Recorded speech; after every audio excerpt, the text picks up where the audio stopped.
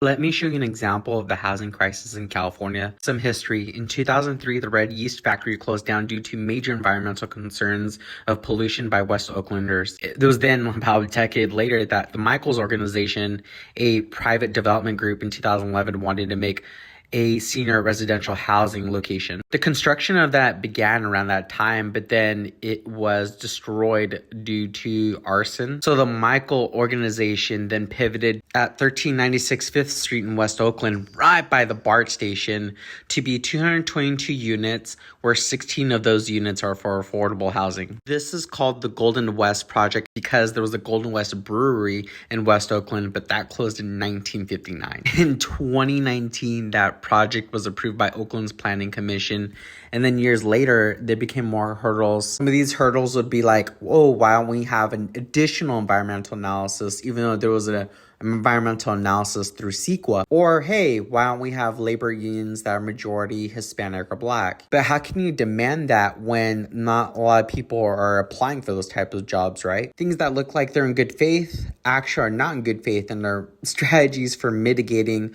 and delaying projects to ensure they're not created, and either the city or the developer gives up on those projects. There are many West Oakland neighbors that actually like this project as well. It was finally up until July 2022, this month, that the appeal was vetoed because of environmental review from Alameda County environmental organization, saying to the representative in Oakland, California, Carol Fife, that all of Oakland is polluted anyways, so there needed to be remediation for such polluted locations, right? Once that was understood, thankfully, Dan Kalb and Carol Fife included amendments to this project to include a little bit more remediation and air filters. But here's the reason why we're in a housing crisis right now. These delays in these types of housing projects is what's occurring across California for the past 40 plus years in your city and town, if you look into the details. And what we should be doing is looking into our cities and towns and ensuring they're building the diverse, dense housing